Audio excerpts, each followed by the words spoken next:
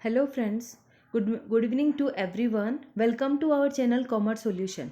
So friends, today is our lecture number 49 of paper 2 first unit business environment. So friends, आज हम बहुत ही important topic discuss करने वाले हैं, that is theory of international trade. Theories of what? International trade. और ये क्या है? 101% श्योर टॉपिक है जहाँ से क्वेश्चंस आना ही आना है. या तो मैच द फॉलोइंग पूछते हैं या फिर ऐसे MCQs होते हैं जो पूछे जाते हैं पेपर 2 के इसमें फर्स्ट यूनिट के.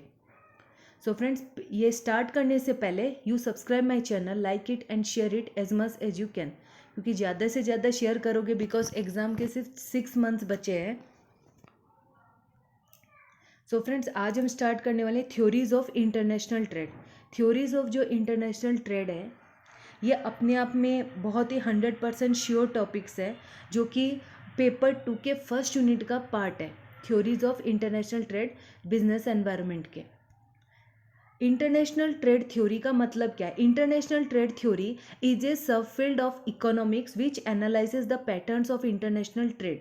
इट्स ओरिजिन मतलब क्या बोला जा रहा है? इंटरनेशनल ट्रेड थ्योरी मतलब जो ट्रेड थ्योरीज है, जो बहुत सारे मेंबर कंट्रीज़ है वो एक दूसरे के साथ जो ट्रेड करती है, तो उस ट्रेड मतलब उसमें कुछ थ्योरीज होती है जो दी गई है, मतलब बहुत सारे राइटर्स जैसे रिकार्डन थ्योरी जो आगे हम डिस्कस करने वाले हैं. तो एक क्या सब field of economics which analyses, जो क्या एनालाइजेस करते the pattern of international trade, कैसे इंटरनेशनल ट्रेड करना है, इट्स ओरिजिन कहाँ से उसका ओरिजिन हुआ, एंड इट्स वेलफेयर और उसका क्या वेलफेयर इम्प्लीफिकेशंस क्या उसके. International trade policy has been highly controversial since the 18th century.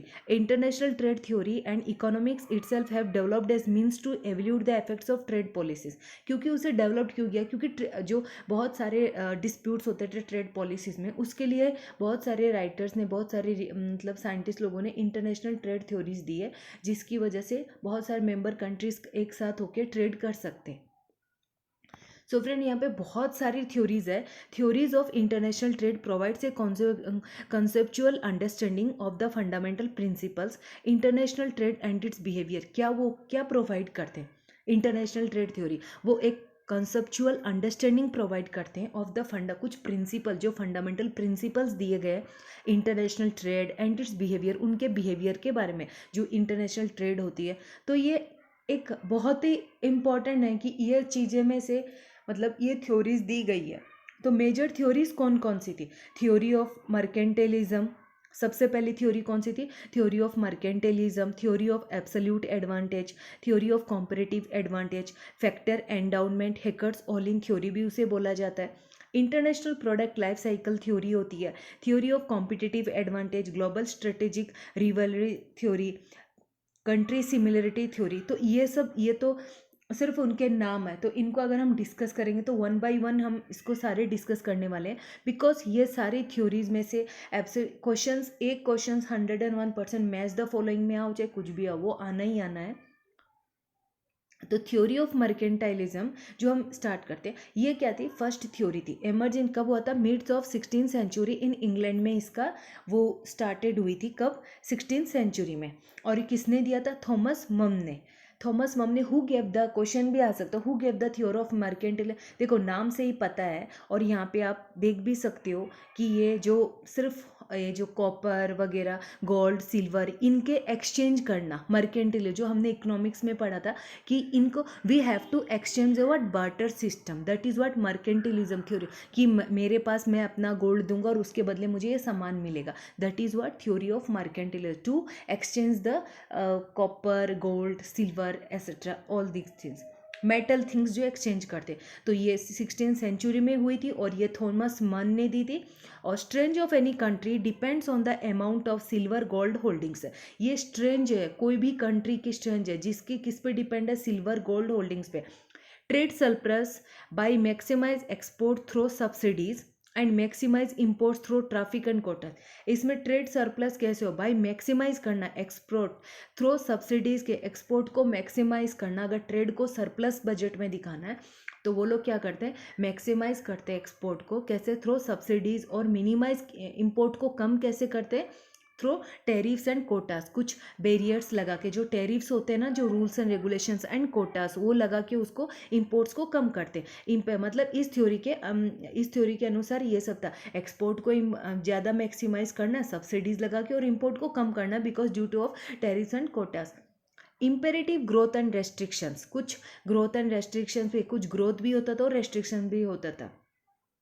Theory of absolute advantage, next theory क्या अपनी, थ्योरी ऑफ एब्सोल्यूट एडवांटेज। ये बहुत ही इंपॉर्टेंट थ्योरी है, जो किसने दिए थे हमें, आदम स्मिथ में। जो इकोनॉमिक्स कौन थे, Adam Smith was the who gave the absolute theory. तो आप इससे याद रख सकते हैं ए फॉर आदम स्मिथ। इसका निमोनिक भी यही है कि एब्सोल्यूट एडवांटेज AA² किसने दिया था, आदम स्मिथ में। जहाँ पर ए आ गया that is given by Adam Smith. और फर्स्ट वाली कौन सी थी, मर्केंटिलिज्म। तो मर्केंटिलिज्म में टी याद रखना, इसका निमोनिक भी है T for Thomas, M for Mun. तो TM मतलब एम तो हो गया अपना मन और टी हो गया थॉमस। तो ये एक जो कि मैंने इसी तरह से स्टडी की थी, तो उसी वही निमोनिक बताती हूँ कि इस तरीके से हमें याद रखना है। तो आदम स्मिथ ने ये दी थी 1776 में, an inquiry into the nature and causes of the wealth of Nations.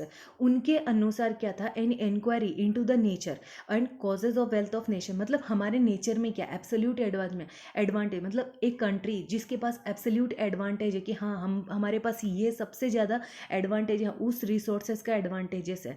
तो countries should specialize in producing the goods and countries को वो क्या बोलते हैं कि countries should specialize in producing the goods and services in which they have absolute advantage and engage in free trade with other countries to sell their goods। वो countries, मतलब इस theory के अनुसार Adam Smith wants to speak that कि countries उन्हीं चीज़ों को specialise करे और वही चीज़ें प्रोड्यूस करे, गुड्स एंड सर्विस, जिसमें वो एब्सोल्यूट एडवांटेज है, जिनके उनके पास ज़्यादा अवेलेबल रिसोर्सेज है, और वो दूसरी कंट्रीज़ के साथ उन गुड्स को सेल आउट करे। That is what main aim of this theory. Capability of one country to produce more of a product with the same amount of input than other country. एक country के पास अगर वो resource है तो वो ज़्यादा प्रोड्यूस कर सकती है, ना कि दूसरे देशों से वो लोग एज कम्पेयर टू दूसरे देशों। तो ये क्या होता है, produce more product with same amount of input than other country. दूसरे कंट्री से इनपुट मंगा के प्रोड्यूस करने से अच्छा जिस कंट्री के पास उसके खुद के नेचुरल रिसोर्सेस हैं उनको वो ज़्यादा यूज़ करे और वही प्रोडक्ट वो दूसरे कंट्रीज में से एक्सपोर्ट करे। दैट इज़ इनका कहने का मतलब, एब्सोल्यूट एडवांटेज का यही मतलब है। A country should produce only goods where it is more efficient. वही गुड्स प्रोड्यूस करो जहाँ पे वो ज़्यादा सक्षम है, efficient. Trade for those goods where it is not efficient, और उन गुड्स को मत प्रोड्यूस करो जहाँ पे वो इनएफिशिएंट है। That is the main advantages of Adam Smith. So आज हमने 2 थ्योरीज कवर की है, that is what, mercantilism theory of and theory of absolute advantage. So friends, आज के लिए बस इतना ही, बिकॉज इफ़ अगर ज़्यादा लंबा लेक्चर होगा तो no one will be like it, और सब बोर हो जाएंगे। तो हम ये थ्योरीज, क्योंकि ये वही पॉइंट्स है, मैंने वैसे पूरा कवर किया है बिजनेस एनवायरनमेंट और इंटरनेशनल बिजनेस, बट अभी वही सारे टॉपिक्स जहाँ से 101% श्योर, और आप यहाँ से है ना नोट्स भी बना सकते, बिकॉज इसमें नोट्स बनाने के लिए सिर्फ और सिर्फ हमें थ्योरीज के नाम और उनके किसने वो प्रोपाउंडेड की थी वो थ्योरीज, जैसे थ्योरी ऑफ एब्सोल्यूट एडवांटेज किसने दी थी, आदम स्मिथ में 1776 में, और वो किसके लिए बेस्ड है, उनकी मेन क्या है, जैसे यहाँ पे एब्सोल्यूट एडवांटेज, और साथ में कीवर्ड्स भी लिखना, जैसे ये एब्सोल्यूट एडवांटेज है वो इसका कीवर्ड है। और मर्केंटिलिज्म में क्या था, गोल्ड सिल्वर और गोल्ड, मतलब ये सारी चीज़ें आते ही क्या हो जाता है, ये मर्केंटिलिज्म हो जाता है। तो ये कीवर्ड्स याद रखना कि ये थ्योरीज ऐसे रिलेटेड होंगी। सो फ्रेंड्स, आज के लिए बस इतना ही। If you enjoy my lecture then please like it and subscribe it, और ज़्यादा से ज़्यादा इसे शेयर कीजिए, और सब अपने कमेंट बॉक्स पे कमेंट्स, प्यारे प्यारे कमेंट्स भी दीजिए फ्रेंड्स। ज़्यादा से ज़्यादा इसे शेयर कीजिए ताकि बहुत सारे स्टूडेंट्स पढ़ सके जिन्हें फ्री में पढ़ना है। Thank you.